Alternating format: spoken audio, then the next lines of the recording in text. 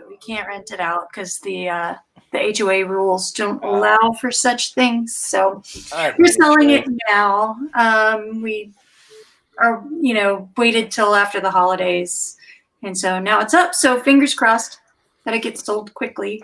But we've been here since October and it's fantastic. Love it. Awesome. Yeah. My office was huge. Has it been that long since we've been on a show together? Yeah.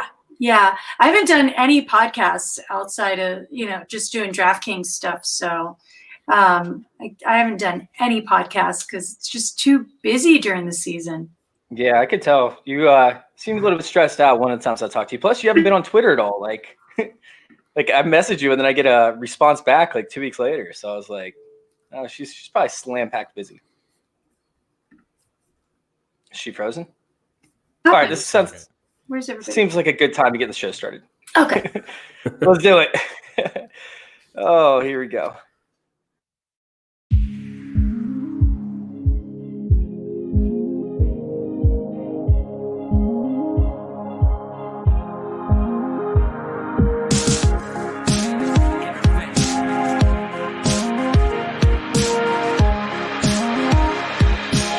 This is Fantasy Intervention.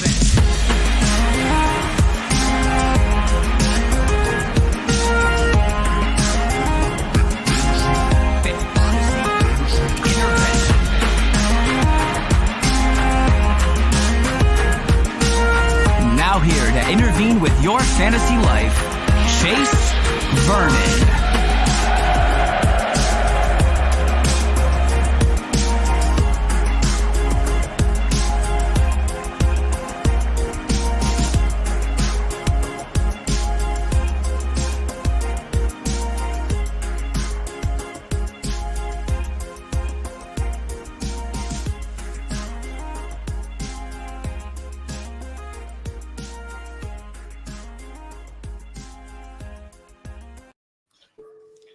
Oh, he's over there jamming out. What's going on, guys? Welcome on into Fantasy Intervention. We have, yes, another show. Football's still happening, people. Football is still happening. And, yeah, we don't quit. We're going to be going throughout the offseason, or the playoffs first, and then the offseason, all the way into draft season. We are ready, man. Fantasy Intervention's growing. It's been kind of crazy. But don't get way ahead. Don't say offseason already. Let me have all the football. I know. It's so sad once it ends. Like, I get so just utterly depressed. Like, there's 2 times throughout my year where I just get completely just upset and depressed and just want to go crawl in a hole. And that's, the first cold day of the year, where I have to start wearing shoes again. And then, of course, the end of football season. But it's never really off season for us. We're grinding the whole time. I know you guys are too. Super Bowl Sunday's like Christmas Day, right? It's great, it's exciting, and then it's over. God, that's such a morbid way to think about it. It is. It happens to us every year, and then we have such a long off season, so it's tough. I guess it always comes back, right? It's always coming back around. So, real quick, said that I was, of course, bringing it to you, right? Me being Chase Burnett, but I did have some guests for this DFS show. I'm sitting there and I'm slam packed. I'm working on my website earlier this morning and I kind of got carried away. I worked on it from 7 o'clock until close to 2 or 3 o'clock in the afternoon. And I was like, oh shit, I have a show tonight. And then I realized, oh shit, I have 2 shows tonight. And then I realized, oh shit, I booked 2 shows at the same exact time. So I ended up having to push one show over to Monday, of course. And that's going to be our game show that I'm very excited to launch. Very, very excited to launch. We got trivia in there. We got all sorts of fun stuff. And I kept you guys on. So you guys are the A team. Sorry, Nate. Sorry, James. This is the A team right here. We obviously have priority because we have this DFS episode for tonight where we're going to go through, we're going to review some of these players that we really want to jump into. But real quick, before we do that, I want to give you guys an opportunity to talk about who you all are and, where they can find you and everything like that. So ladies first, Rosalie, Where can we find you? What do you do? You want to talk about yourself for a second? Sure, I can do that. Hey everyone, I am Rosalie Michaels, known as the Fantasy Girl, and you see me on DraftKings Show the Sweat every Sunday, and then of course during the regular season throughout the week as well, talking DFS and answering your season-long questions as well. And then I'm the fantasy analyst for a number of radio stations across the nation as well. Absolutely love it. That's why I bring her on. You know, she helps me cheat a little bit being part of DraftKings. So, yeah. There's no cheating. We get no insider information. There's none of that. Oh, and Rowan. Is that your actual name? Yeah, that's my actual name. That's a sick name. Oh, thanks. I appreciate that. Yeah, you don't get too many of them around. That's it. Dude, yeah, I love it. as you can probably tell from my accent, I'm from Australia. It's currently 10:30 in the morning here, so it's lucky that I'm on holidays. I'm a teacher, so it's good. But yeah, me and my mate Arch, we run a little podcast called the TFL Podcast. That's it. Thanks, Sasquatch. That's his other name. Yeah, Brad Bolt. Love Brad. So Brad's the one that linked us up. Yeah, that's right. Yeah. So we got a good little crew in Australia that we're just getting around in the fantasy football community. If you've seen the FF newsletter, he's also Australian based. But yeah, look, me and Arch have just been doing a little podcast for a couple of years now, and it's been very enjoyable. So you can find us at, obviously at me, at Rowan the Boat, TFL. There's my mate Arch, Arch TFL, and we have a podcast handle at the TFL Podcast as well. We talk, I guess, mostly upcoming, like what's coming up in the games and stuff like that, but also we just talk about our home league. It's a bit of fun. We give a lot of crap to the rest of our league mates, and they can't give it back because they can't come on the podcast. All right. And then, of course, we got Eric. What's going on, Eric, man? How you doing? Hey, Chase. I'm good. So I'm Eric, as Chase said. You can find me on Twitter at FantasyNav. I have been moonlighting here with Fantasy Intervention, breaking down all of these playoff DFS slates with Chase here in the 2020 season. I also write a few weekly articles for goingfor2.com, mostly around DFS and around prop bets.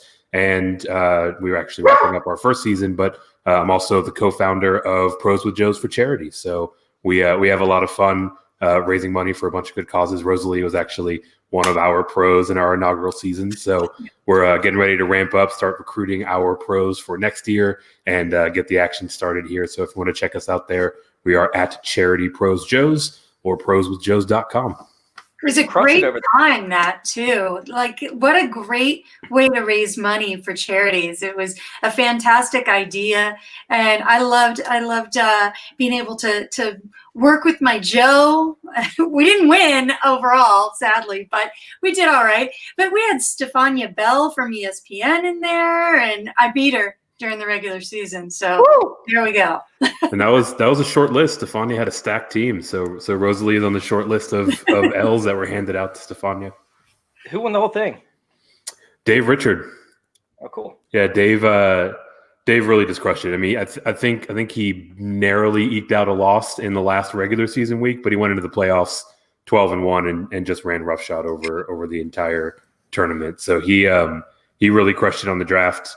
Renee, his Joe, he will give all credit to her, and actually chatting with her, she was super sharp. So as kind of a dream team in that first year, we're looking to expand here in year two. So we'll see if he can defend his title, if Rosalie or someone else takes it down. I'm ready. Love it. So I'm sitting there today, right? And like 3:00 hits. Normally it takes me about 6 hours or so to put a show sheet together. I think all three of you guys have actually seen some of my show sheets, and normally they're pretty packed filled with stats and everything like that. And I'm sitting there and I was like, oh crap, I don't have 6 hours to put into this. So I did my best trying to, figure out some of these players. And luckily, we did actually have three people tonight. This is the largest DFS podcast I've ever done, because normally I don't like too many varying opinions. I want to make sure that we're, I guess all in accordance to an extent. So that way we can direct the people in the correct ways. And of course, we're going to have disagreements with four people. There's going to be a lot of value to be had here in this episode. There's a lot of value to be had. So let's go ahead and kick this one off. And sitting there and looking at it, like, the weather should not be a factor. I know it's going to be a little bit cold, I believe, for like the Browns game. But the weather shouldn't be anything of like a crazy factor. Injuries are somewhat limited. I believe that the Rams actually probably have the toughest slate of injuries moving forward. Most of the Browns, they're coming back healthy from all that COVID stuff. So, overall, it looks like it's going to be a pretty straight up slate. Is there anything standing out to you guys that, might think that one team has an advantage over another because of weather or injuries or anything like that? I think that it's New Orleans, it's the Saints that has a bit of an advantage going into, because they've already played Tampa Bay twice, right? So they know what to do. They know, and of the two times, they really shut down Tom Brady that second time. 3 interceptions, no touchdowns, 3 total points for the Tampa Bay Bucks. So I think if anybody has an advantage, because none of the other teams have played each other during this particular season. So it definitely has to be New Orleans over Tampa Bay. Yeah, that is a significant advantage. I mean, sitting there looking at it, they crushed them, I believe, in both games. I think one was like week 1, the other one was like week 9, if I remember correctly. Yeah, November 8th. Yeah. So right around there. I mean, it's something as to where like New Orleans Saints definitely do have at least a psychological advantage, I believe. Mm-hmm. Well, and they're the home team, so you've got that as well, right? So, they both came off of good wins with New Orleans playing a really good Chicago Bears team, right? So that's I think that plays to them and Drew Brees. And I mean, we've seen that Drew Brees doesn't need to put up a lot of points in order for the Saints to put up a lot of points. I know, because I had him on my team, and that week killed me. I lost 2 championships because of that. 8 points. Alvin Kamara 6 touchdown game. Yeah. 8 That's going to be points very interesting what Kamara's going to be able to do up against the Buccaneers, because that's a little bit of a different animal. Yeah. So, Rowan, is there a game that sticks out to you where there's like a team that has significant advantage, or is it just pretty much straightforward for the most part? I think it's fairly straightforward. There's not too many here I'm looking at going, yeah, I love one team over the other too much. Even the Rams-Packers game, the Rams D is so good. I look at that and I go, I can't even think that, look, Aaron Rodgers is going to be great, and they're going to put up a good show. But even then, the Packers is it's a scary thing to go up against the Rams D. So I'm looking at that and I'm going, look, I like it in terms of the Packers, but I'm very hesitant to make any calls about how much better they're going to be, because Aaron Donald, look, he should play. He's going to come in and terrorize Aaron Rodgers as best as he can. And you got Jalen Ramsey there as well. And so looking at that, I'm hesitant on the Packers and Rams. It's got that low projected total, so I'm not too sure there whether I'd make a call on that one. Ravens and Bills and Chiefs and Browns, look, I think they're going to be the games that we want to hit this weekend for sure. But even then, like, the Browns have shown that they can control the clock a little bit, and that seems to be the way to beat the Chiefs. So, I'm just keen for the playoffs. It's just going to be some great games to watch, different things to watch in each one. But yeah, there's nothing here that I'm going, look, nothing too favorable about either particular team in my mind. What about you, Eric? Is there anything that pops out to you? Yeah, I think it's a pretty straight up type of slate, right? There are a couple of spots and a couple of matchups that I do think are favorable. But in terms of where one team might have an edge over another, I'll have to agree with Rosalie here, right? Heading into a game where the Saints and the Buccaneers are playing for a third time, I mean, it's going to be all about the matchups and scheming for those matchups, and I'll absolutely lean on the side of the Saints coaching team.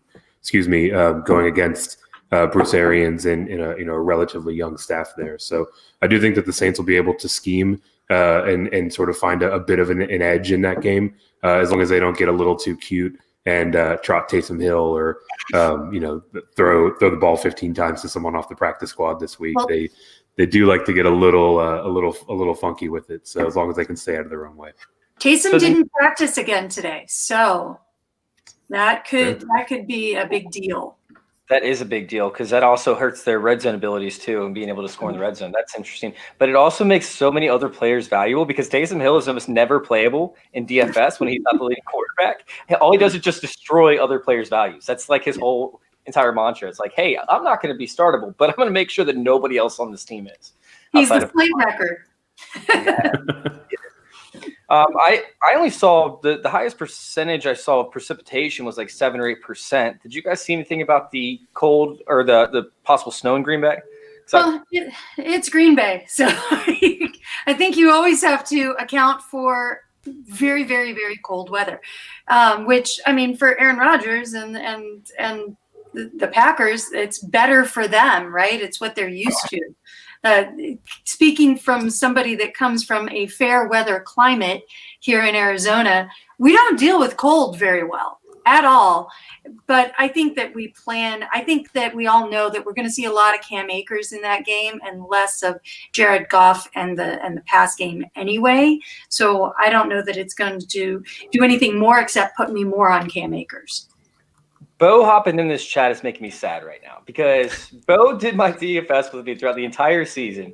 And now he's taking care of some stuff at home and enjoying the family life, of course, with the regular season ending. But Bo, I miss you, man. Wish you could be in here with us.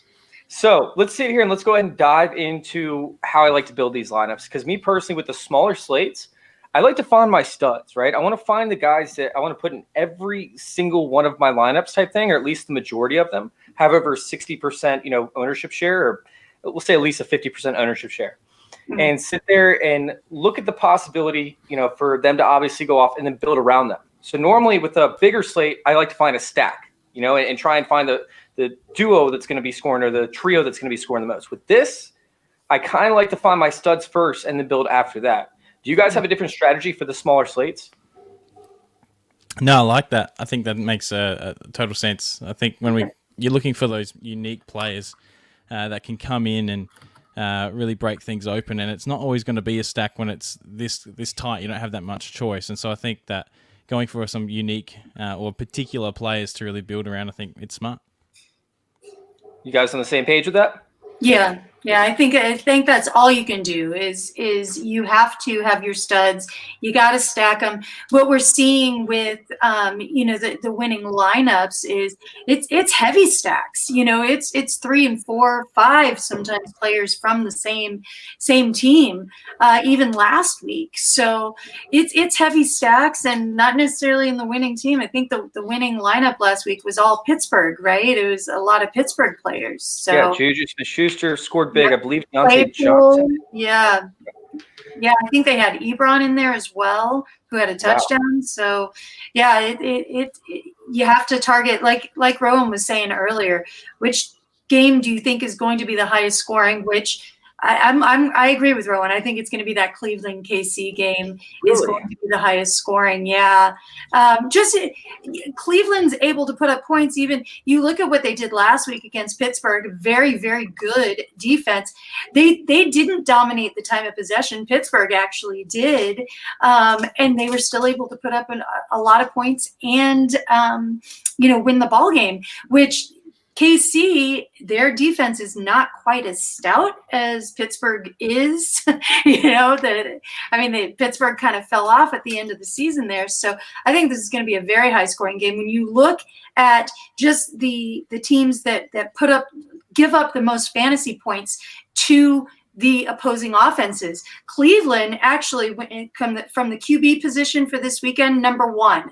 They give up the most. From the wide receiver position, number 1, they give up the most. For the tight end position with Kelsey, number 2, they give up the second most. So yeah, am I looking at that KC stack? Absolutely. Yeah, I mean, I'm sitting there and I wanted to attack the Bills game. Sitting there looking at it. It's for me, that just looks like I'm just looking at two teams whose strengths essentially are the other team's weaknesses. And so I think that it could end up driving up a score in a shootout. Like the Ravens secondary, they prove to be porous. They're not allowing a ton of, big time plays when it comes to passes to the wide receiver. At the same time, like they are still over the past few weeks have been a little bit more porous. Meanwhile, the Bills run game is just our run defense, I should say, is absolutely terrible. And that's where, you're sitting there and you're attacking this game on the side. So the first one I want to bring up is Dobbins, right? And he let me down last week. He really did. Like, it pissed me off because I thought that Dobbins was going to have a huge game. And he only had 9 carries, I believe, with like maybe 1 reception. But I'm going back to the well for this one.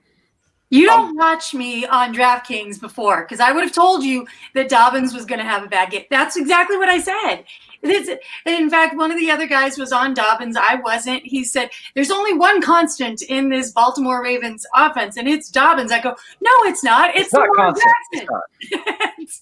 It's not constant at all. Like he's actually like, he's maximum like 12 to 13 touches, something around those lines. I think he's had a couple games like 15, but it's not constant with him. But I still thought that with his efficiency and his ability to break off big runs and his usage in the red zone, this was something as to where I thought that this would be a week for Dobbins, and I thought that he would have low enough ownership to cash in on that.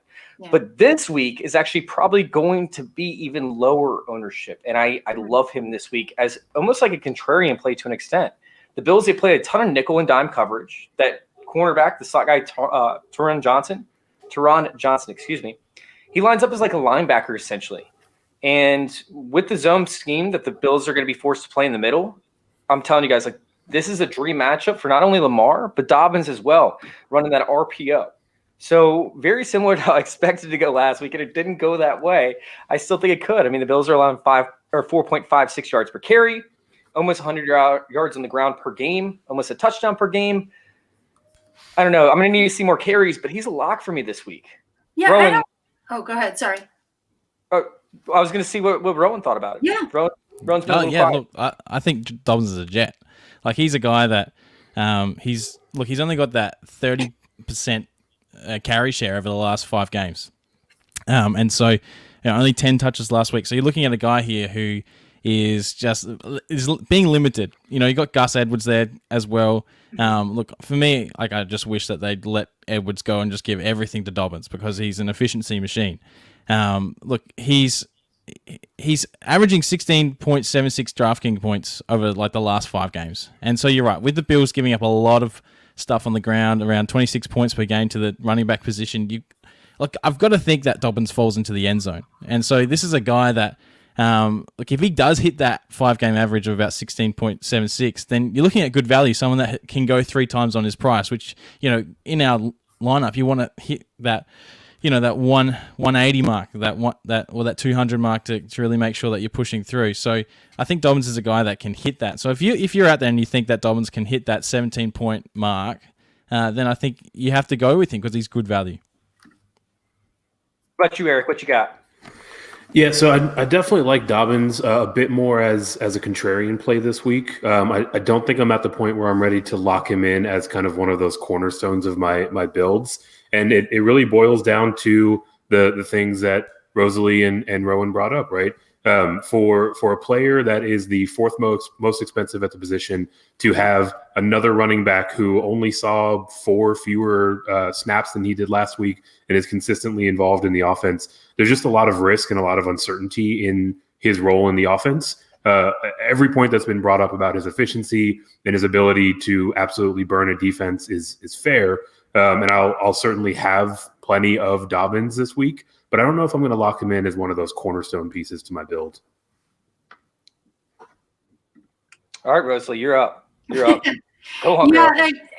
and I get you. When you see that Buffalo gave up 163 yards and a touchdown on the ground last week to Indy, and you saw Jonathan Taylor have a pretty good game, but he had 21 attempts. Dobbins isn't going to get that. He's not going to have that type of usage. And so I agree with Eric there. When you look at who's around him, you've got Cam Akers cheaper than he is, and you've got Nick Chubb a little bit more expensive than he is. I think those are both. I understand the contrarian thing, and you're probably going to have more eyeballs on Cam and Nick Chubb, but I think the upside for both of those guys is huge, and the upside for Dobbins is not huge. I think you're going to be lucky. Other than that outlier of a game in Week 17 where he had 31 DK fantasy points, the most he had was 18. I think if you get 15 out of him, you're feeling pretty good. I think this week is a week where Akers and Chubb both have upper 20s upside, and Dobbins just doesn't have it for me. Yeah, I mean, well, the biggest thing is the fact of what we brought up and what you guys brought up and why I like Dobbins so much. This is why I love him so much, is because he's surrounded by Nick Chubb and Cam Akers, both who had excellent weeks last week. And so sitting there when you're in that price range, I honestly think that his ownership is going to be below 10%. You guys have over or under 10% on J.K. Dobbins this week? Yeah. I'd say under. Mm-hmm. Under? Yeah, that sounds about right. Maybe a little bit less. But you can't just go with that because he's low owned. No. But I just think that it's the perfect storm for him to actually have a massive week and have that big time blow up game. Even though, like I said, I need to see more carries from him, but at the same time, I want to lock him into probably close to 30 or at least 40 or 50% of my lineups, just because he could be a what's it called, a slate breaker essentially. You know, like he could be that guy that actually gets you up above the rest of this competition. Now, if I'm going cash games, I'm going to make sure, like we talked about last week, Eric, like, you know, you're going to support your tournament lineups, right? With cash lineups, you're going to make sure that you don't lose money. So I'm not playing J.K. Dobbins in cash. You know, I'll go ahead and go with the chalk and cash and find my contrarian play somewhere else. But in tournaments, I just think it's so much of a juicy spot. But all three of you guys shit on my first one, so let's go ahead and we just mildly poo-pooed it. That's all. I'm cool with it. Like, I'm perfectly fine with it. You know, I ate shit last week for sitting there and picking them, and I could eat shit again this week. So wait, Chase is gonna be right. Watch, it's all gonna come up roses for you. We'll see what happens. All right, so you know, the matchup as a whole, in my opinion, has a huge upside. It is a high insinuated point total, although I did think it was a little bit higher. I think it's sitting at 49.5 now. So sitting there and looking at it, I love Stephon Diggs. He's been matchup proof. All but 2 games this season, he's absolutely gone off. So, I mean, the Baltimore receivers, a few of these different weeks, they've allowed some big time plays, and Marcus Peters is going to have his hands full. He's the third most expensive receiver on DraftKings, I believe. So sitting there and combined with that red number 5 next to his name, I think it's just, you know, indicative that the Baltimore defense is really good up against receivers. But like I said, they've been porous lately. So, I mean, do you think his ownership's going to be low? Do you think it's going to be more chalky play? Is he a lock for you guys? Because he's a lock for me. We'll start out with you.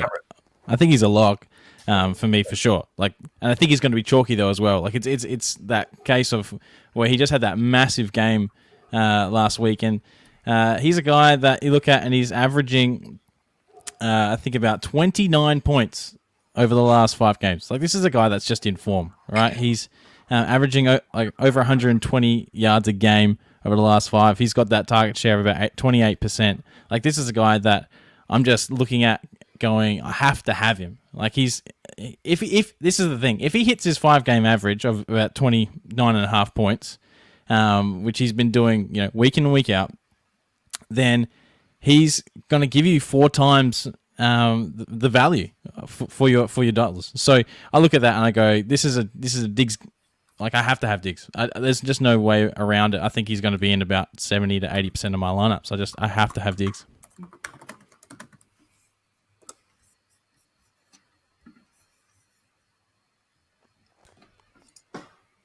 Oh, I couldn't hear you. I think we lost Chase. I thought that Chase is on mute. I thought that Eric was having issues on that one. It was me. Okay, so Eric, what's up, man? Yeah, so I'm gonna certainly have some digs this week, right? Rowan really brought out the main things to consider there. He has been on an absolute tear. I wasn't necessarily a Diggs believer, heading into this offense. I think a lot of what we've seen this year has been just as much about Josh Allen's progression, but very much so he is targeted downfield. He's targeted in the red zone. He's getting those high value opportunities that I definitely want to build around. The only thing that really gives me pause here is that he's very likely to spend the majority of his day matched up against Jimmy Smith, and that is a very difficult matchup. So I don't know if I can quite bring myself to lock him in at this point. I'll probably need to take a couple more clicks on this slate and understand if that's where I want to go, if I want to look at another area. But Stephon Diggs is definitely one of the highest upside plays on the entire slate. And at least for me on these shorter slates, I'm usually taking a bit of a rather more of a GPP type of angle on where I'm going to invest. And that upside is something that is central to being successful in GPP. So the few different websites I've looked at, including PFF, they all have him slated up against Marcus Peters this week. Mm-hmm. Okay. I'm looking at Jimmy Smith would have made a completely player different profile. outcome. Okay. Yeah. I think they use RotoWire to get their stuff from. Either way, like if he's going up against Marcus Peters, which is what I've gone through, I think that's going to be obviously the easier matchup because Marcus Peters does struggle with those speed and agility type players, which Stephon Diggs has both to an extent. Rosalie, where are you leaning with Diggs? Is he a fade for you, or are you locking him in, or is he just meh? No, I love Diggs. I absolutely love Diggs. Number one, it's a team that throws the ball a lot. You see that Josh Allen and Stephon Diggs have quite the synergy right now. They're just in lockstep right now on the second highest scoring team in the league.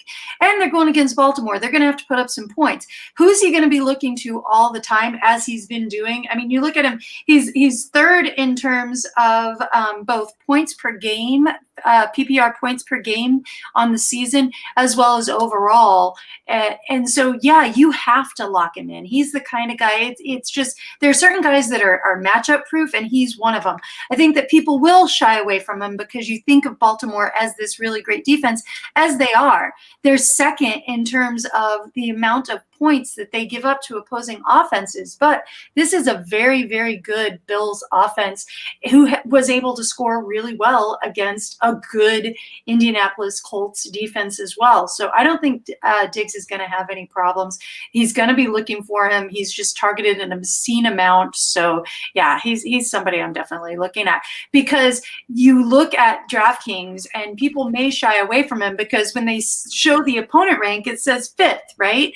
So you're going, well, the matchup's not that great. We've got Michael Thomas right below him. I think more people are going to be on Michael Thomas because of his cheap price and his good matchup. And then Tyreek Hill is right above him, which, again, great matchup, high-scoring game. So I think more people will be on him. So I think you could get some lower ownership on Diggs because of the perceived matchup. But the opportunity is too big to ignore. Huge. That perceived matchup is the biggest thing I was looking into with this. You can't play a guy just because he's a contrarian play. No, I'm just kidding. So sitting there and looking at it. That sounds familiar. No, I mean, it is like the perfect spot for him to actually be sitting right now. And very similar to how I felt about J.K. Dobbins. Obviously, there's other things that add into it. But, I'm sitting there and I'm thinking that he is, just like it's brought up here, he has an immense ceiling. And for tournaments, like that's what we're chasing, is that ceiling, right? So sitting there and looking at the next guy who you just mentioned, Michael Thomas, what the hell is DraftKings doing? Like, what did Michael Thomas do to DraftKings? Okay, as the DraftKings person here, let me just say, whose mom did Michael Thomas hurt? To Michael Thomas, they didn't get him hurt in the first place. They haven't had him have less usage in the game. When you look at overall on the season, even if I look at points per game. I don't look just at obviously. Who were the season leaders, because that can skew things based on injuries and people not playing full games. But he's still not in the top 15 in points per game.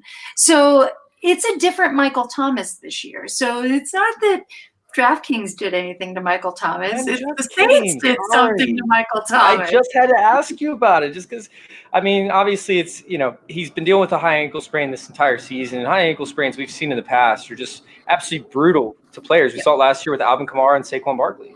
They weren't able to get off the ground for about 8 solid weeks. So I know that they left him out, this past game, the game before the last, trying to make sure that he was healthy. But he comes in and puts up, 18 points? Last game, it was decent. Yeah, it was decent. So I mean, 18 points is still great. At what was he, 66 or 68 last week? Yep. I mean, I love the fact that looking at his slot usage rate, 28% of the snaps that he's playing are coming out of the slot. And Sean Murphy Bunting, outside of the first 2 games of the season, he has been terrible. He's been absolutely just, just non-existent essentially. Like you might as well just put, a tackle dummy there. Carlton Davis has been subpar, but like if he gets some snaps up against Sean Murphy Bunting, we could be looking at a huge game. So Rosalie, are you playing Michael Thomas at 60? What is it, 67? Yeah, I think you have to in tournaments, just because the ceiling is going to be. I mean, in cash games, last time these two teams met that Michael Thomas played, he had 6 targets for 5 catches and 51 yards, no touchdowns. But again, we don't have, I don't think we're going to have Taysom Hill in there. And Drew Brees did throw for 4 touchdowns in that game. So it's going to have to go somewhere. We may not have Latavius Murray, which speaks better to obviously Alvin Kamara. But I think at this price point in the playoffs, Michael Thomas is a stud. He's the guy that last year you just didn't even question. Now it's the playoffs, and they're going to throw the ball a lot. This is going to be a high-scoring game. With the last 2 games that New Orleans has played against Tampa Bay, they've scored over 30 points in both of those games, and those points are going to go somewhere. And I think it's a Michael Thomas get-right spot. I think there's going to be a lot of people on him. So if you're trying to avoid the chalk, I don't mind avoiding it because there are some other really good options out there. But I don't hate Michael Thomas at all this week. I do expect him to have a monster game. I love it. I think that Michael Thomas is probably one of my biggest locks in the slate. He's going to be very chalky, isn't he, Eric? Yeah. And when we're talking about playoff slates, I mean, players become chalky for good reason, right? The options are limited, and there's simply nobody at that price point that is going to offer the same sort of upside that Michael Thomas will. So, he very much so, returned value last week. If he puts up a performance this week akin to last, he's right there in that value range. And He very much so has the upside to where he can turn in 25, 28, 30 points and really be that kind of central point for, returning raw points back to your lineup. So Michael Thomas is the player that I'm locking in. The thing that's interesting about this game, I don't think it's going to get quite as much attention as some of the other games on the slate. So that might depress his ownership a bit. But we're talking about 2 teams that are absolutely 2 of the largest pass funnels in the league. So the points that do end up on the board in this game, I think, are going to come through the air. And our friend Taysom Hill looks to be trending towards not being on the field, or at least being limited. So, the touchdown upside is sort of back on the table for Michael Thomas. And at that 6.7K price tag, I just can't walk away. Yeah, I agree with everything that's been said. This is a guy that, look, you kind of put stats aside for guys like this, don't you? You go, look, this is a narrative game. This is divisional round. This is where, the Saints have been wanting to get to the Super Bowl for ages, and Michael Thomas has been a part of that the last few years, and just those, he's going to be doing everything he can to will his team across the line. So I love that. I love the story. You kind of push for that, and you're right, at the price, this is a game where you could see Michael Thomas really just push into that 25-point mark beyond. This is a guy that I think, you kind of have to lock him in. But like Eric said, I think this is a matchup that not as many people are going to be harping on about. It's the Bills-Baltimore game and the Kansas City-Cleveland game. That they're going to be getting all the picks. Most people are going to be gravitating towards that. So I do like Michael Thomas, and I think I agree. I think he won't be as owned as potentially you might think.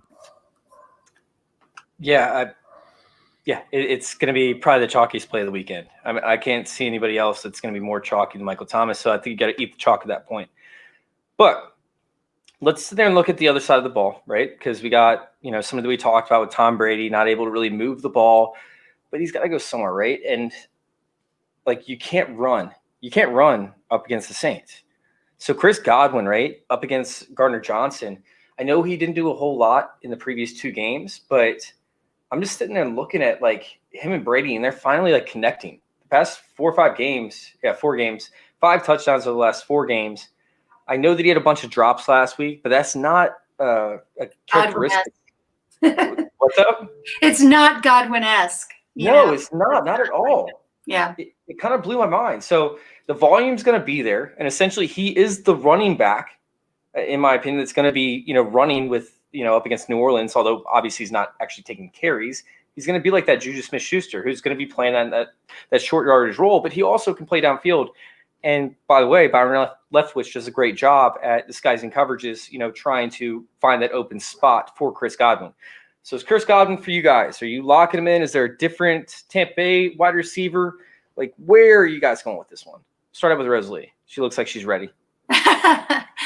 It is. It's hard to kind of figure out where I want to go on this side with Tampa Bay. You lean towards the you do lean towards the wide receiver position.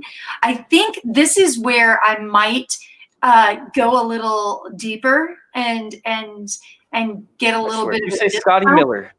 No, I'm not saying Scotty Miller. I'm saying Antonio Brown is what I'm saying. Antonio Brown and Tom Brady have a synergy.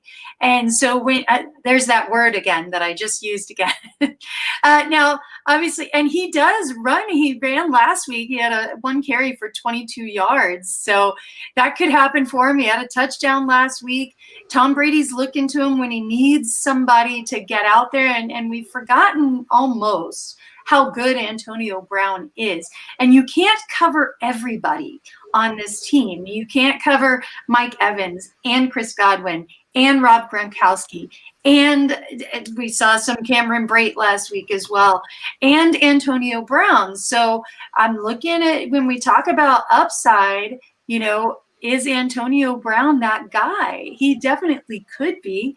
With Washington last week, Tampa Bay did give up 306 passing yards and a touchdown to Washington, to Taylor Heineke, right? So there could be, I think that if I'm going with somebody on the Tampa Bay side, I'm going to go a little bit cheaper in Antonio Brown.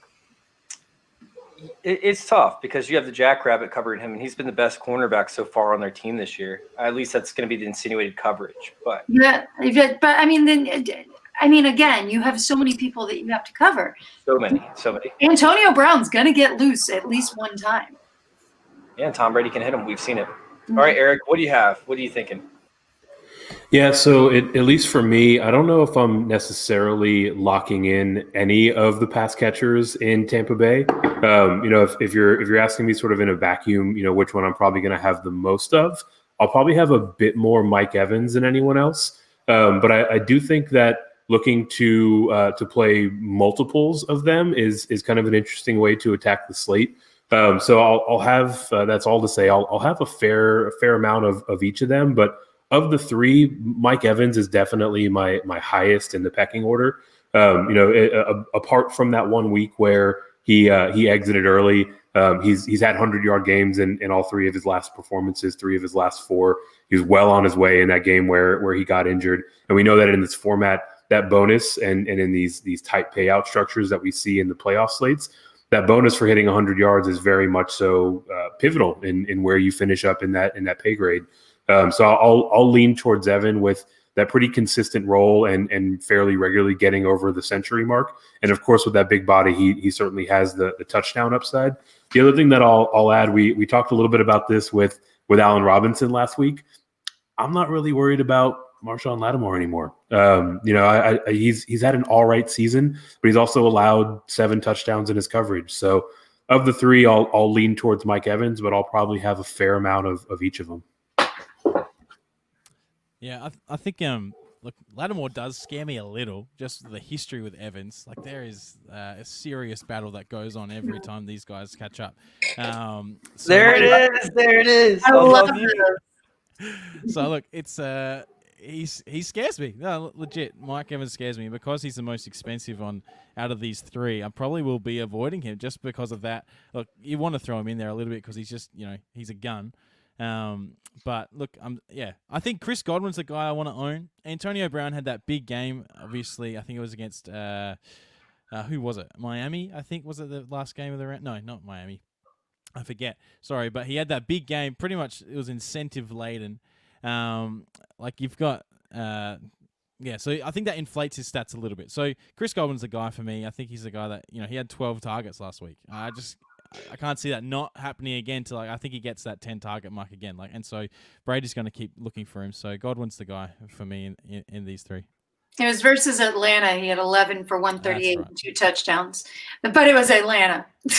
Yeah, that's right. Mike Evans, I don't think has ever broken 100 yards up against Marshawn Lattimore. It's like his kryptonite. It is very strange because Lattimore pretty much gets dominated by everybody else, but up against Evans, for some reason, he just has the kryptonite for Mike Evans. I don't know what it is. But that's what I love about football, right? That you do have those. It's like Tom Brady in Miami. For some reason, Tom Brady couldn't get anything done when he was in Miami. He always lost in Miami. So DFS with Dan agrees on Godwin. Thank you, Dan. I guess I need to get you on more shows so we can just have camaraderie this entire time instead of being just crushed. But no, I'm just kidding. I love this conversation. This conversation makes it all worth it. So there's another game, and we talked about how this game might not be as high scoring, but it has potential to. We don't really know what's going to happen, but this game is probably going to be the lowest scoring game on the slate. But I still feel like I need this player on my lineup, and that's Aaron Jones. Like, sitting there and looking at it, like, I didn't like Aaron Jones first. I actually had to dive into this one because I like to dive into each and every one of these players. Mm-hmm. And then I realized that I was losing time, so this was like the last one that I did a deep dive into. But sitting there looking at it, like, the Rams have allowed over the past 3 games 17 receptions to the running back if you take out the last one they just played up against the Seahawks. 17 total receptions to the running back. They've also allowed 127 yards in that time and 2 touchdowns. If you take that all out, it actually averages out to about 15 points per game added to the position. So sitting there and looking at it, Jones has seen at least 3 targets in all but 1 game so far this season. With the Rams, you can't run on them as well. I mean, you can run on them better than you can pass on them, so he's going to see that work. But he also should see like a good amount of receptions out of the backfield. Aaron Jones easily could have 15 points just in receiving, not to mention if he gets a touchdown on the ground. Rowan, like, what are you feeling about this, buddy? Like, are you sitting there thinking that Aaron Jones should be a play for this? I mean, he's probably going to be owned. Yeah, look, I do like Aaron Jones. I think, just as a player, he's an absolute gun. I think we have to bear in mind that they played the Jets, and there was that weird game where they lost to the Jets, and you saw Ty Johnson, I think, come through with a touchdown in the air. This is a different Rams defense. Like, this isn't going to, like, these guys have shored up, and they're. So I trust the defense more than I probably trust the Packers in some ways. Look, I think Jones is one of those guys that, because it's that low point total, you're looking at potentially not many people playing him. So I think there is a sense that he might be a contrarian play. So, yeah, I like that for that. I'm probably still hesitant against the Rams, so he's probably going to be about 30% of my lineups. That's about it. I mean, like, sitting there looking at it, don't forget Aaron Donald actually has a cartilage injury. So He's playing. I know he's playing. He's definitely playing, but that shit does not feel good. That shit hurts. That does not feel good. So to normal people, that hurts. This is Aaron Donald. This is a machine. Pain relievers are good in the NFL, I hear. God, Rosalie's always busting my balls. Come on, Rosalie. He's a superhuman. He doesn't count. He's not you or I, Chase. God, this chick. I swear to God. All right, Eric, what are you feeling on this one? Yeah, I'm kind of leaning on the same side that Rowan is. I think he's a bit more of a leverage play, largely to do with his anticipated ownership. At least for me, the story for Aaron Jones is really going to boil down to what you make of this game. If you look at his workload over the course of the season, in the games where they are absolutely boat racing their opponent, he's 10, 11, 12 touches. The games where it's a bit more competitive is where his touches are north of that kind of 15 mark. So if you think it's a competitive game, then I would sort of walk up the ownership a bit. But if you think that Green Bay runs away with it, then he's going to be a bit more of a fade. Rosalie, is Green Bay going to run away with it? Here's what I'll tell you. My preface is I love Aaron Jones. I had him on like every single one of my season-long teams. I love him. Do not love him here. I just don't. Again, it's a tough matchup when you look at the number 1 overall the Rams in this slate of lineups, they give up the 3rd least amount of fantasy points to the running back position. And that's, number 1, what we're talking about. What I do like for you, What I do like for you for this argument is Green Bay is 80% in their red zone scoring. They are really, really good in the red zone. So that speaks well to him. But he's not, as of late, he just doesn't get the amount of attention that I want out of him. The last 2 games against a really good Chicago defense, 11 carries, that's just not enough. And I found myself yelling during the season every time Jamal Williams or A.J. Dillon was out there. It made me angry. What are you doing? And so there's always the risk of that happening.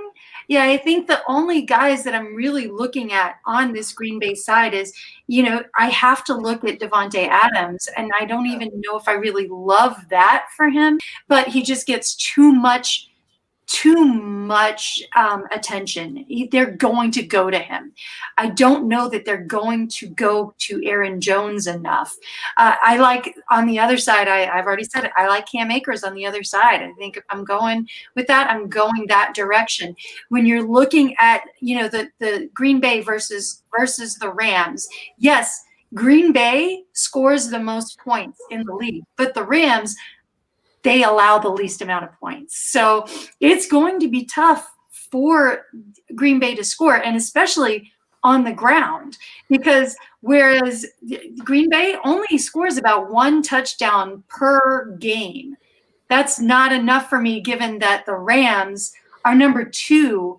They only give up 0.7 rushing touchdowns per game. So this is a really, really tough matchup for Aaron Jones. I think they're going to have to put it in the air. I think we see more Davante Adams and Robert Tonyan than we do Aaron Jones. And he's not getting enough play in the pass game for me either. I want to see more if I'm going to go with a running back in that position.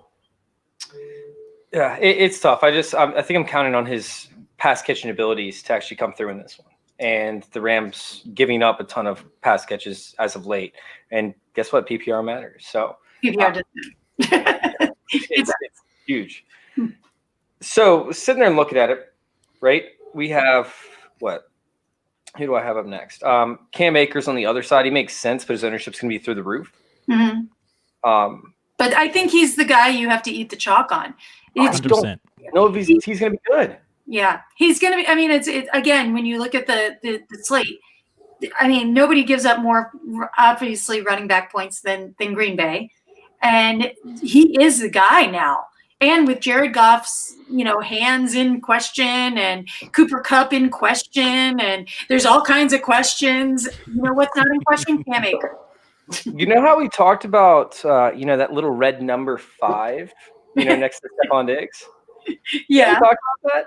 Well, I think it's a little bit misleading with the Green Bay Packers. Just saying. I mean, we're sitting there and we're looking at it, right? Green Bay's only allowed 3 touchdowns to the running backs since week 13. The only one to even sniff 100 yards rushing was Derrick Henry with 98 yards. I think the closest one after that was 69. And, nobody else has really gotten close. They've allowed some receptions, which we just talked about with the last one. But yeah. Akers has only had more than 2 receptions in 1 game so far this season. I like him, but I don't know if I can lock him in. Green Bay is giving up almost 28 fantasy points per game on average to the running back position. You can't ignore that. No, but we're talking about a whole different team towards the tail end than what we were talking about now. That's what I'm trying to recognize. Sitting there and looking at it, they might not be as porous as what we've been led to believe. And I mean, Derrick Henry only getting 98 on them with I don't even know how many carries he had. He had over 20 at least. I mean, that's pretty indicative of it right there. Okay, but if Cooper Kupp's not in the game, do you think they might throw to Cam Akers a little bit more? Yes, if Cam, well, they might also use a tight end too.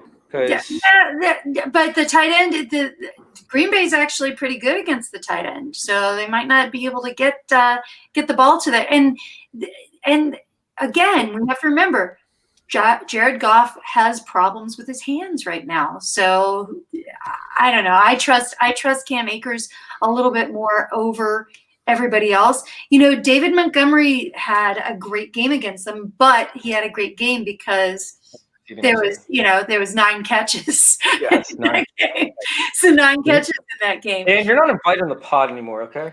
I know. I'm just arguing with you all the time. But David Montgomery did have a 100-yard game against them. James Robinson had a 100-yard game against them. Dalvin Cook had a 100-yard game against them. Give me those weeks. Hit me with those weeks. That was let me see here. Let's go back. That was week 12. Yes, it was a few weeks back. But they had Philly, they had Detroit, they had Carolina. They don't count in the running back position. Detroit doesn't count. DeAndre Swift's a beast.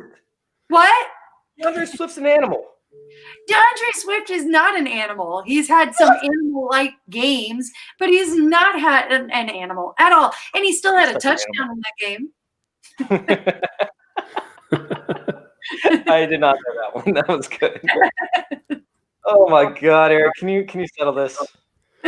Yeah, so it's a fair point that the run defense for Green Bay has tightened up over the last few weeks.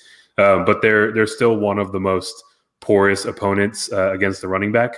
And the thing that I think is really material here and why Cam Akers is probably going to be one of the chalkiest plays on the week is the opportunity. Over his last 5 games, he's got 113 carries. He's getting better than 22 carries a game. He does get targeted. He gets about 3 targets out of the backfield. And all of this workload, all of this opportunity for the low price of $5,700. His path to returning value is so clear. With what he's delivered on the field over this period of time where he's come on, he does also have a fair amount of upside. So I'm going to be all over Cam Akers. It's one of those spots where a $5,700 running back who's going to get 20 plus touches and a handful of targets is the type of chalk that I'll eat. And if it busts, and I'm on to the championship round, right? And he is the heavy red zone favorite. Heavy. Far and away. Yeah, Henderson, is on IR. So that opportunity is his for the taking, and he's made the most of it. Rowan, 30 touches last week. 30 touches. That's all you need to say. It's 30 touches. That's a joke. I actually had him as a borderline play, and I just wanted to be a little bit contrarian on that. So I started arguing against it. But yeah, Chase is the straw that stirs the drink. Yes, exactly. The straw. I got a bar spoon. No, but I mean, sitting there and looking at chalky plays, right? Akers is probably number 1 for the running back position. I think that Nick Chubb's probably going to be number 2. Do you guys agree with that? Yeah. Kamara probably will be pretty chalky too, just because it's Kamara and people are still having 6 touchdown upside dreams in their head. So I think even at his price point, he's still going to be chalky. Yeah, I mean, talking about this game, I easily came up with my smash plays of the week, and that's going to be Tyreek Hill and Travis Kelce. Mm-hmm. I don't care if it's Kevin Johnson. I don't care if it's Jay Stewart in the slot. I mean, Hill's going to tear it up. Kareem Hunt's going to be chalky too because he's cheap. He's $4,800. So Said Hunt? Yeah.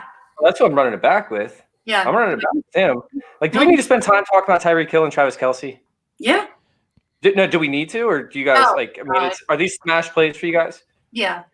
Yeah, I've got him locked in, and I think that's really sort of the key to the slate and how you want to formulate your build, right? Are you going to pay up in these spots? Are you going to pay up that insane premium but justified premium for Kelce? Are you going to pay for the second most expensive wideout on the board? And I think a lot of people are going to head that way. This game total, I think it's the only one that opened over 50. It's up to 57 and a half right now. So generally speaking, I expect there to be a good amount of ownership on this game and on those more expensive pieces. So to your prior question, where do I think the chalk is going to live? I think it's going to be with some of these more inexpensive guys, right? Cam Akers is cheap, and we've talked a lot about him. I think there's going to be a good amount of Kareem Hunt ownership, and there's going to be a good amount of Devin Singletary ownership, right? People are going to have to make some sacrifices for the sake of finding savings and paying up in these spots. So to your question about where the chalk lives, I think Singletary might actually be the most chalky play on the slate, just because he's got the job all to himself and he's basically free, right? It doesn't matter if he's getting stuffed, if he's getting all those touches. He still has to contend with Josh Allen, and it is a very huge, heavily passing team, which is the opposite of what we saw last year. So do I like Devin Singletary? I don't like him, but he's going to be chalky. Yeah. Yeah. I mean, go ahead, Rowan. I was just going to say, it's interesting. Like, they had Antonio Williams, 12 for 63 and 2 against Miami in week 17. TJ Yeldon's coming off of COVID IR. I'm not so sure about Devin Singletary. He's someone that I don't heaps love this week. So if he is chalky, that's great. I'm going to avoid. Are you going to have more Singletary or more Antonio Williams, Rowan, or neither of both? Against Baltimore, probably neither. To be honest, it's not a run game that I want to attack. It's going to sit off there, especially when they kept Derrick Henry to 40 rushing yards last week. And neither of these backs are as good as Derrick Henry, so therefore I'm probably avoiding. So what we've gathered from this episode so far is that Derrick Henry sucks. I mean, he can't break 100 yards. What? So. I didn't say it. King Henry, don't come. Oh God, we just lost all of our listeners. We just lost them all. That's on you, Chase. Oh God, it's all on me. All right, so sitting there and looking at it, let's go ahead and dive into stacks, because obviously the stack with Travis Kelce, Tyreek Hill, Patrick Mahomes, then they run it back with Kareem Hunt. That's about as chalky as you get to start up your lineups, right? Like, that is the chalkiest of the chalk. But the reality is the quarterback position might not all be chalk, because they all have sexy matchups for the most part. I mean, outside of Jared Goff, right? No, actually, they don't all have sexy matchups. Aaron Rodgers does not have a sexy matchup at all. He's still going to be over 10% owned. He is right? going to be really owned. I mean, you can't. It's hard to say fade Aaron Rodgers, but he's not my favorite. I'm not going to eat the chalk on Aaron. I'll say it. Fade Aaron Rodgers. Is he Fade it. But is he all right? So I still think he's going to be over 10%. Patrick Mahomes, if you sit there and you break it down between all these quarterbacks, you're talking about Mahomes is going to be the highest owned. Say it again. Mahomes will be the highest owned. At what percent? Probably pretty high. I mean, you look at this. Cleveland gives up the most fantasy points to the QB position for this slate. Yep, 21.98 per game. Lamar Jackson has something to say about that, because Buffalo is telling me that it's 26th up against the quarterback position, and Cleveland is 22.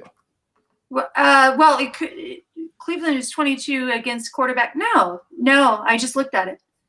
I'm looking at it right now on DraftKings. Oh, you're looking at DraftKings.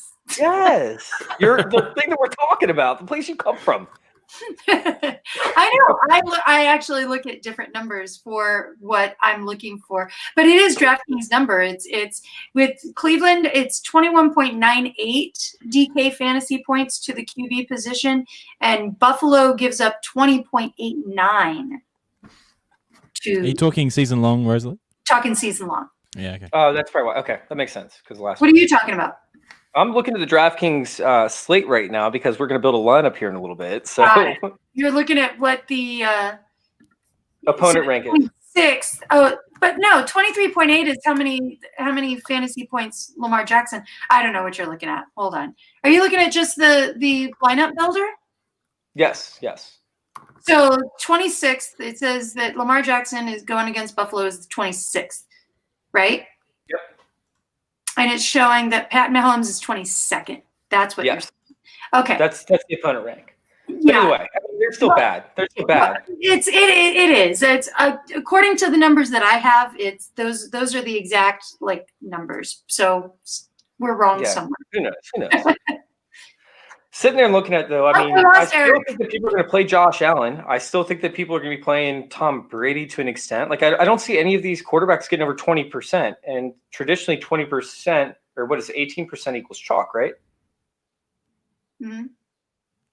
Yeah, you're looking at that. I think Patrick Mahomes is, for me, is going to be the one will be owned the most. I think that's without doubt. To me, I love Lamar. For what he does on the ground against the Bills, and you've got him just tearing it up with Marquise Brown at the moment, and so I love a Jackson Brown Andrew stack. I think that's going to find its way into quite a few of my lineups. So Lamar Jackson is a guy that I think potentially people might they'll look at that and go, I'm not too sure about Lamar, but his rushing upside's huge. Well, I love Lamar. That's, like sitting there and talking away, if we get away from Patrick Mahomes, right, and we go with Lamar, which, like we said, it could be a little bit chalkier, but I mean, he's been going off every single week. But Marquise Brown is one that I want to look at, because the fact that Marquise Brown, he lines up in the slot 23% of the time, and that's where you attack the Bills. Tre'Davious White, he's not going to shadow in the slot. He only has 26 total slot snaps this entire season. Even if he's shadowing a guy, he does not shadow to the slot. So, I mean, they play a lot of zone too, by the way, because of the fact that man coverage, they're going to get torched by Lamar Jackson. So, if they don't play it. So sitting there and looking at it, like Marquise Brown could definitely beat a couple of these corners and a couple of these safeties, deep and absolutely have a massive game for Marquise Brown. Is Lamar Jackson, Marquise Brown, is that too chalky, or is that something where you want to actually lean to? I don't think that Marquise Brown is chalky, and I don't think the Lamar Jackson's going to be chalky, just because people, like we said, are going to go towards Baker, towards Patrick Mahomes, towards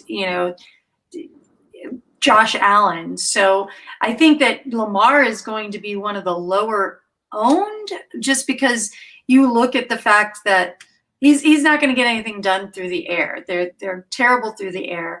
People are counting on his ground game, which I don't hate at all. So I don't hate the Marquise Brown thing either.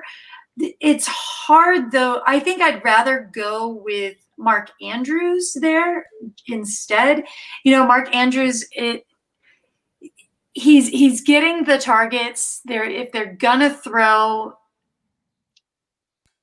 he just has the touchdown upside. I haven't looked at the Marquise Brown price point, 5,200. That's sick. See, I love that. That's a great That's price. just dirty. Yeah. It's so cheap. And you're He's paying getting 5,000. You're paying 5,000 for Mark Andrews. So, yeah, I like the upside of Marquise Brown better than Mark Andrews. Yeah, I think with Marquise Brown, like he had that 109 yards last week, and like he's had a touchdown or 100 yards every week for the last 5 weeks. Like that's something I love. I love a bit of consistency. So I'm seeing that he's got a 29% target share over the last 5 weeks. Like that's huge. This guy, huge. I think, is a surefire bet to give you more than like a 3 times price. 29% target share, but we have to that's like 20 times. Sure, I mean that's 7 targets a game, but 7 targets a game for Marquise Brown, he can do a lot with that. Yeah, you can. And Marquise Brown is fantastic. So give me all the Browns this week. Give me the Cousins. Give me Malcolm Brown too. Heck, let's go all Brown all the time. Oh, don't go too crazy.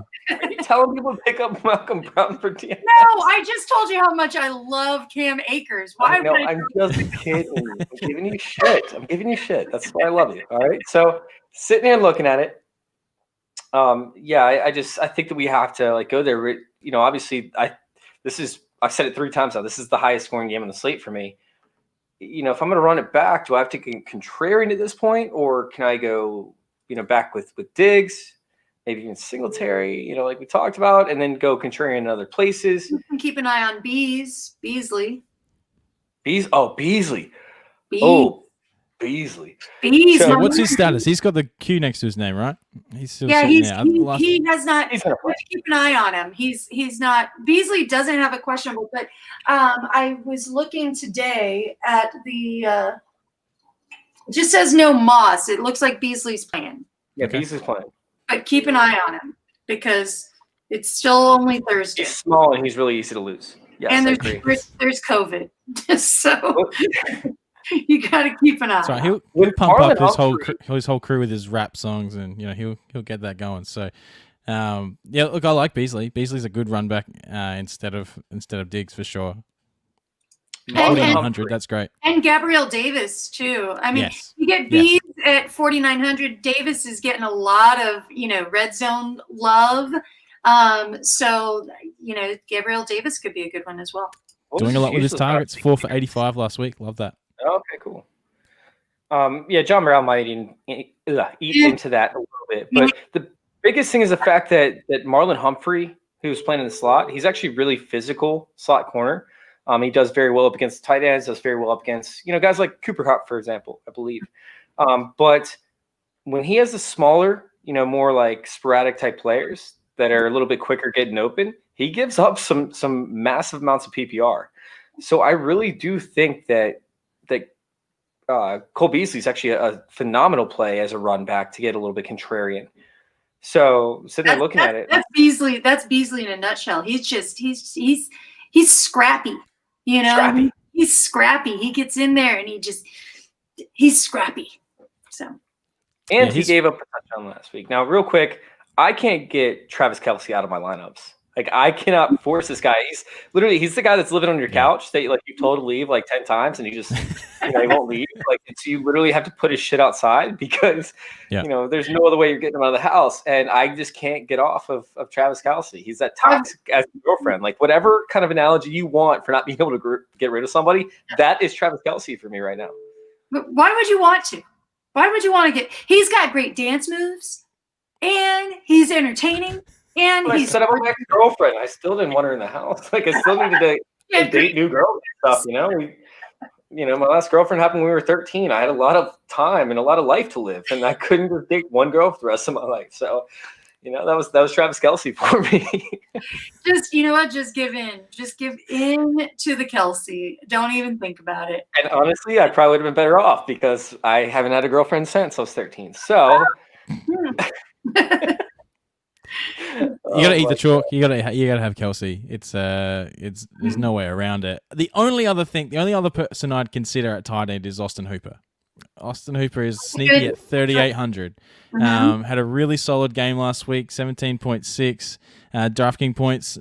His last 5 average is 13 DraftKings points. That's for someone who's at 3,800. That's crazy, and he's got a 20% target share for a tight end. That's huge. And Kansas City over the last 5 games, they've given up 11.8 points to the tight end position over the last 5 games. So Austin Hooper, if you're looking for value for money, I think he's the only other tight end really that I'm going to consider highly at that position for that price. So Dan over there, DFS with Dan has been blowing up our chat, which I love, by the way. I actually love his takes. Like, he's been right about a lot. Dan. He's actually the newest team member over there at Fantasy Intervention, so keep him coming, man. But sitting there and looking at it, the one guy that I don't think enough people are looking at, which I think could be a DFS slate breaker, is Baker Mayfield. Mm-hmm. For the past 6 games, over 20 points, so he pays off his pricing. Yeah. Kansas City is 24th in big pass plays allowed, or big pass play efficiency is allowed. They're 30th overall against quarterback, and like we talked about earlier, I really like Kareem Hunt. I'm actually going to fade Landry in this one because Landry just never pays off in DFS, and I want to go with DPJ coming off his 2nd game with a concussion. He's the big play specialist over there. He is the guy that somehow gets open randomly, and Baker Mayfield just finds him off a play action big. Like, this guy could put up massive, massive amounts of value at 3K. Yeah. DPJ could be that guy, and I kind of want to stack Baker Mayfield with him. It's hard for me to do that. He could be the big play guy. I mean, and I guess if you're, if you need to fill a spot, he's not a bad thing. But you look at his last 3 games, right? He had one reception for 8 yards, 1 reception for 11 yards, 3 receptions for 55 yards. So I think I'm not seeing what you're seeing in it. I'd rather go Kareem Hunt there instead. It's a little bit more, but he ended up getting a concussion prior to the last game, and then COVID before that. So he was recovering from COVID. Then he got a concussion, and then he ended up missing or not being involved in the game plan. But in that Pittsburgh game, it was, again, 1 reception for 8 yards where they put up 48 points. Pittsburgh's actually really good at limiting the deep ball attempts, and obviously they didn't need them because they were running all over their faces. So, I don't think that Cleveland, they're still going to run, but I think they're going to need to play catch up at some point. Garbage time, you could see, by the way, Donovan Peoples-Jones, back when they played whoever it was back a few weeks ago when Odell went out and they were down. And they needed somebody to come through in the end. He ended up on their final drive alone having 3 receptions for like 70-something yards and a touchdown. So he's capable of doing that on any drive. And to sit there and look at him at 3K, it's just sexy. Now, it's a stack, it's something as to where I'm looking for value essentially along with the studs that I already have. So the stack makes sense, but I didn't want to include him on the flyers. But there's a reason why I have the flyers up next, because he is kind of a flyer. I don't want to play him independently unless like I'm playing the Patrick Mahomes lineup. Yeah. I'm not going to play him in like a lineup where I'm focusing on the Baltimore, game where I'm focused on the green. Any other game, I'm probably not going to have him in. But for this game, he just makes sense because we talked about how this is the highest scoring game on the slate, how they could end up finding some big plays. Now there could be garbage time available. So looking into it, this was where I kind of fell off on the show notes, obviously. We have some flyers out here, right? And so, like I talked about, Donovan Peoples-Jones was a good transition into flyers because he's a flyer himself. But Singletary, which you guys are now telling me is chalk, and I didn't realize was chalk. With Moss out, I have to assume he's going to be chalk. Yeah, I mean, in Baltimore, I don't know. They haven't been good up against the running back as of late. I actually didn't pull up their stats like I was going to. But did you guys have another guy since we already talked about Devin Singletary? Other flyers, you mean? Yeah, let's go to you. Well, I just want to backtrack just a little bit on that DPJ stuff because I'm actually a big Higgins fan. Rashad Higgins here is someone that I really like instead of DPJ. Now I know Higgins is a little bit more expensive. Higgins is at 4,100, so I don't know if you really consider that a flyer or not, but that's pretty cheap for mine. Rashad Higgins here over the last 5, he's averaging 13 DraftKings points. And the last 2 games have been about against Pittsburgh. And last week, like you said, they just didn't need him. Still got 7 targets, mind you. So he's got opportunity here. And again, going up against Kansas City, you're right. So I actually love Rashad Higgins. I think he's someone here that could easily hit that the over the 3 times his price. So I'm a big fan of Higgins. I don't know what you guys think about that. Rosalie, are you a fan of Higgins? No, I'm really not. It's a nice cheap price. That's all fine, but he did have 7 targets, but 2 catches on 7 targets is concerning to me. It's either he's not doing his job right, or he and Baker are not kind of meshing. So and again, in that game with Pittsburgh where they scored so many points, I don't like seeing players who, when you have a lot of points like that on a team, and seeing players get 4.8 points. That does not excite me at all. I would rather, again, go to 5,600. For me, Jarvis Landry at 5,600 is not expensive. I'm going to go with the guy that's getting the targets. He's the guy. He and Baker are on the same page. They're gonna have to get it. They're gonna have to score some points, right? I do like Nick Chubb. I do like Kareem Hunt, but Landry has just been like an end zone magnet. He's all 4 of his scores this season have come in the past 6 games. So they're finally got it together there in Cleveland. And let's remember, this was without Stefanski there last week.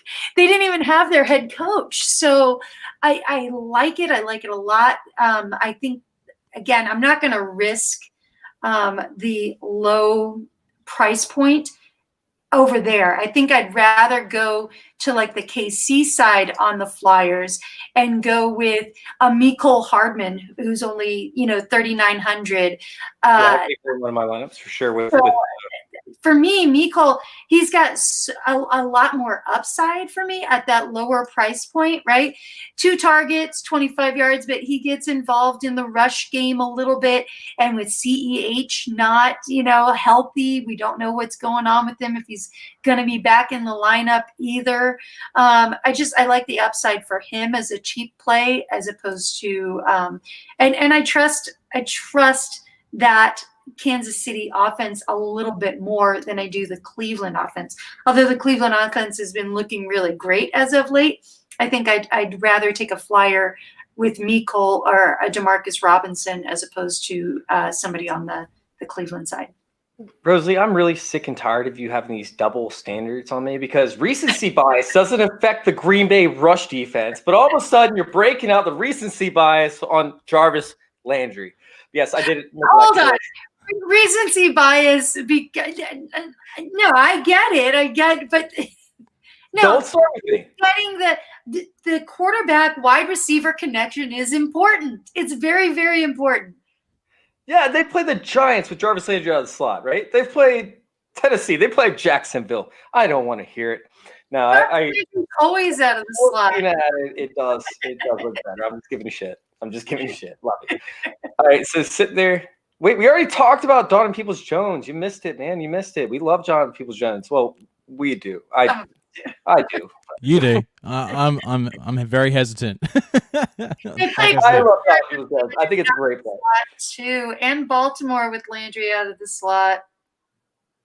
Just saying. Yeah, I agree with you. I'm just giving you shit.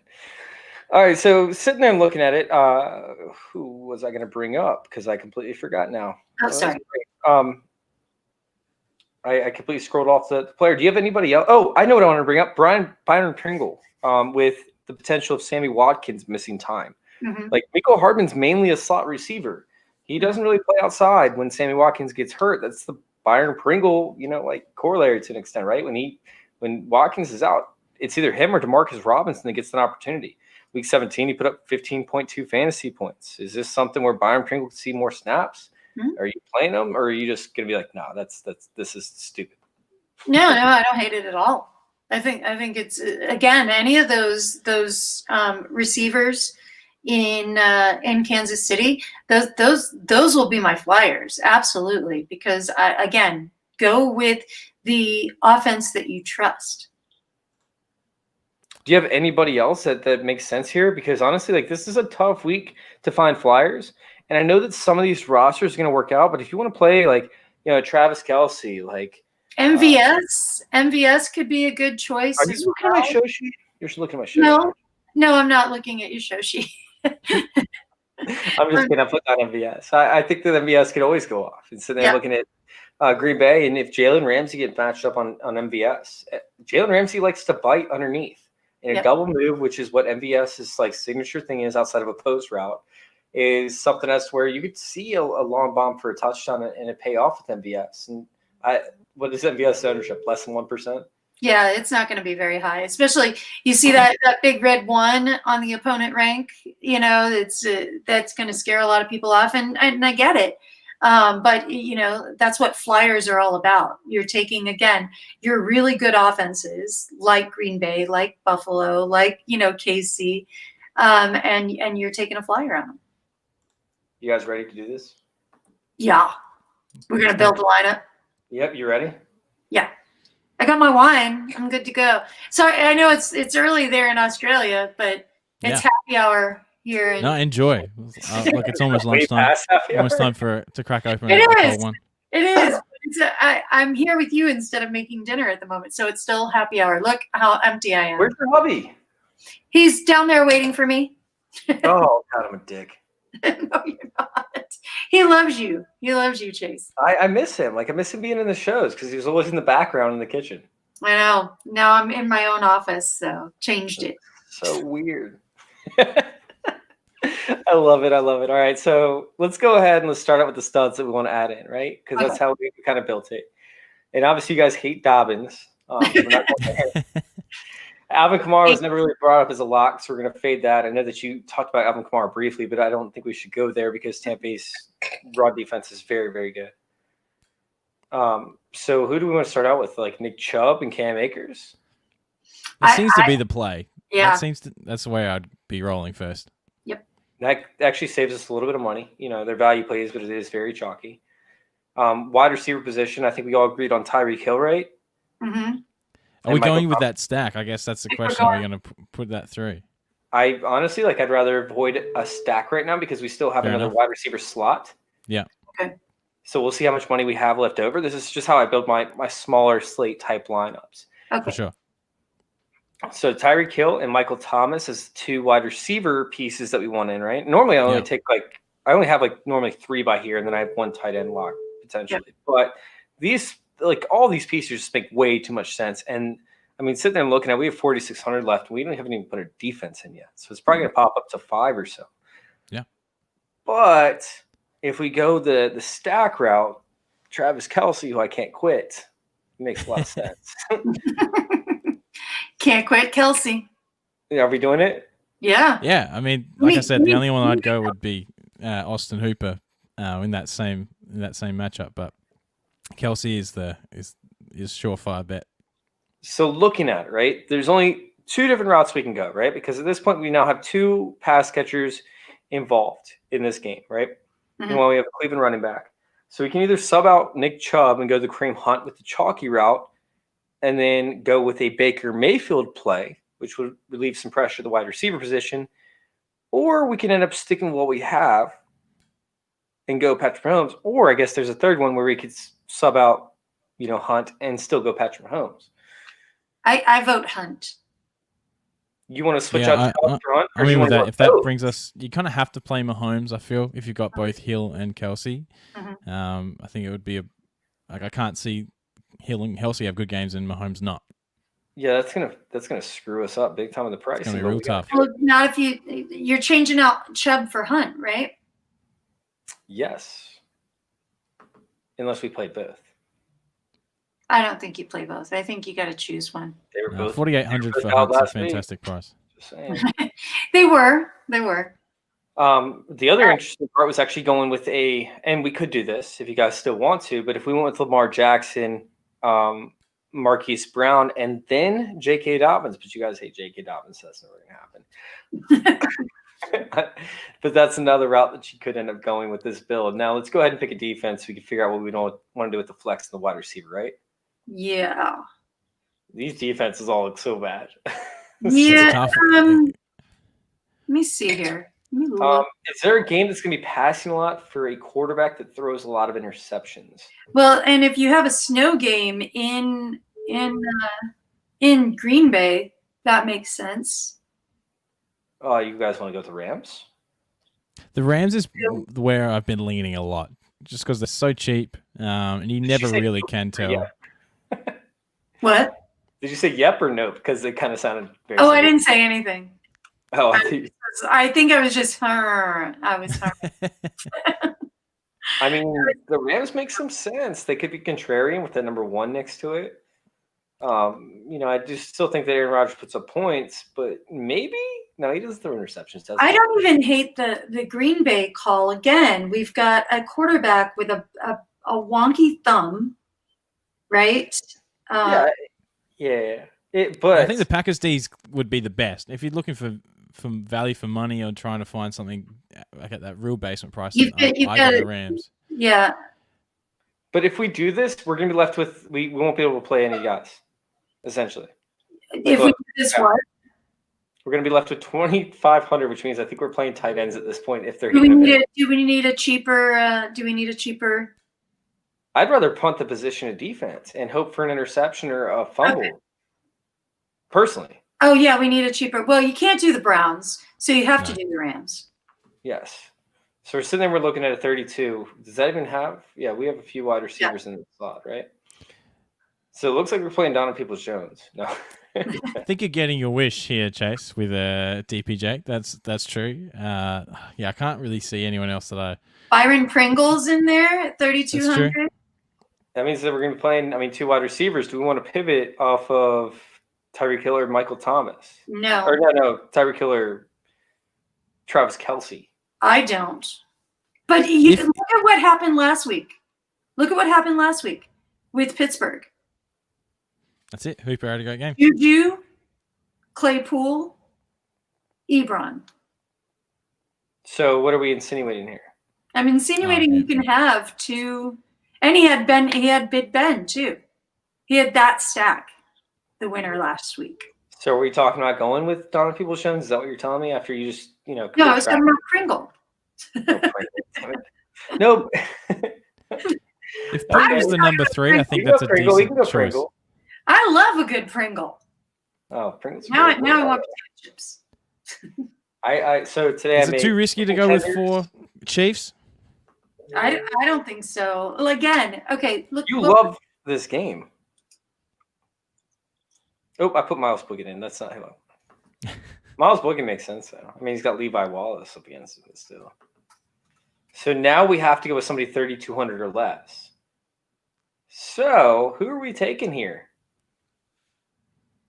I'm going to leave it up to Rosalie Michaels. You're leaving it up to me on what's our. I was just looking to find the winning lineup from last week. 3,200. 3,200 in the flex position. All right. We can't pick a running back because that's running backs all 4K or more. Let me see here. So we already went with the Pringle. There's not. Nope. Don't like any of those. What about another tight end? Is there a tight end that I like? Hold on. You know what? I've got. I think the only tight ends there are Higbee and Everett. Which I'm setting her up, right? Rowan? There's also a Cameron Brate there. Got a little bit of love last week. Dawson Knox is 3,100. Hello. Wait, what was his target share? I don't know Dawson Knox. He had 3 targets last week. Over the last 5 games, he's had about 5 targets and a game. A touchdown. 3 targets and a touchdown last week. He's had 2 touchdowns in the last 5 games. So that's okay if you're banking on something. Like, he has been looking for him. There's been some missed touchdowns in the red zone as well for Dawson Knox. And so I don't mind that. Knox. No Moss. That's it. Are we going Knox? I that's an option. Well, I mean, I just want you to say Donovan Peoples-Jones, to be honest. You want me to say it? You know what? You love it. You should put it in there. You got to go with your gut. So Your show, Chase. Do the DPJ. Do it. No. I just want you. I wanted you to say. You know who I'm going to tell you right now, though, and you're going to hate it. Who? Tell me. Duvernay. I love. Oh God! So we had a Miles Boykin bet versus Duvernay one week, and I love Duvernay, by the way. I love Duvernay, but I just thought this was Miles Boykin week, right? So I picked Miles Boykin, and she picked Duvernay. We had a bet. We were supposed to do something. I don't even remember what it was. Yeah. But I'm just kidding about Duvernay. I wouldn't use him this time. Duvernay had a 72-yard rushing touchdown on an end around or something, right? Yes, yeah, it did. I was definitely on him for that. That was early in the season, so it was so early, and I was like, I love Duvernay, but I think Miles Boykin this week. Miles Boykin didn't have a single catch that week. I don't think. It was bad. I was embarrassed, and she just threw it in my face the entire time. He's okay. Cool. It's okay. So you love DPJ. Put DPJ in there. Do your DPJ thing. But I mean, it's all right. You're gonna do it. You're gonna be the guy that actually decides all this. Hold on one second. I'm gonna make sure this happens. I would do Dawson Knox, but you do that DPJ. Are you Dawson Knox? You got the full screen. Are you Dawson Knox or DPJ this week? And no. I don't want you to lean one side or the other. I want you to be honest. Which one would you go with? Look, it's Dawson Knox. Dawson Knox? It's Dawson Knox. I had to go with a guy that's getting looked at in the red zone, and that's Dawson Knox. All right, let's do it. On the spot. Oof. So much pressure. That was fun. Oh, the pressure. It's intense. So intense. All right, here we go. Centered in. Bring it home. So we split the cash, right? When this wins the tournament. We make it big, if it makes $3, I'm not going to Venmo you $1. Okay, so no, that was fun. That was a good time. I love building lineups with Rosalie because it ends up so I have to go back and I have to edit it because we spend so much time going back and forth that people would literally just click off, probably if they already have, for us. But we always have great conversation. Rosalie's my favorite person to actually have a podcast with. So, you say that to all the girls, don't you? Only Steph. Steph's the only other one that I is my favorite person to podcast with. That's a female. But no, I have a lot of them. Rowan absolutely did a phenomenal job. Pleasure to have you on, man. I hope you can make some strides to make some impact in this fantasy community because you know what you're talking about, man. You really do. Thanks, bro. And Rosalie, what has been going on? What have you been doing?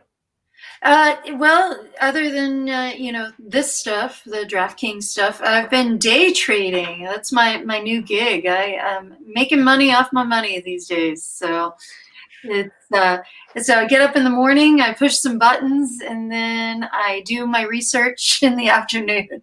That's my life right now. and sitting outside of my beautiful new house where I have a lake in the background. So I just watch the ducks go. That is so cool. That's so cool. I'd buy trading cards. Literally, I'm not even kidding you. I literally just got a shipment in today. I can't reach them, but I was going to. Oh, So that's yeah? my trading. Yeah. That's your trading? It's fun. Love it. Love I it. got a card that's worth like $1,500. So I'm pretty stoked on it. It's Joe Burrow and Tua Tagovailoa autographed and has a piece of their jersey in there. So that was the coolest experience I've ever had in my entire life, like ever. So even Ever? better than the girlfriend that I had when I was 13 years old. So. We gotta get you out, my man. I spent too much time being out. I'm glad this whole thing has happened, so it's tamed me a little bit. But anyways, guys, I appreciate you guys for tuning in. Y'all can find us at joinourcircle_. Once again, that's joinourcircle_. Real quick, Rowan, where can they find you? At Rowan the Boat TFL and at the TFL podcast. And Rosalie. At Rosalie Michaels on Twitter, and then of course on DraftKings Show the Sweat every Sunday morning, Sunday afternoon this week. So check it out on their YouTube channel and also on Twitter. And if you're on the East Coast, on SNY. Love it. Absolutely love it. It's always a pleasure having you guys in. Thank you guys for listening in, and thank you guys for letting us intervene with your fantasy football life.